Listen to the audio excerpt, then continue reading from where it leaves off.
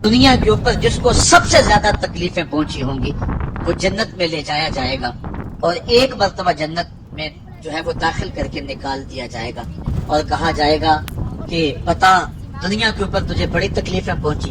वो कहेगा या अल्लाह मुझे तो कोई तकलीफ पहुंची ही नहीं है। जन्नत की सिर्फ आबो हवा सारे दुख खत्म कर देगी। और जिसने तख्त और ताज पे बैठ के भी जिंदगी सारी गुजारी हो, हदीस में आता है उसको जहन्नम में एक डुबकी लगाई जाएगी और फिर उसको कहा जाएगा बता तू दुनिया के ऊपर कोई राहत पाई है।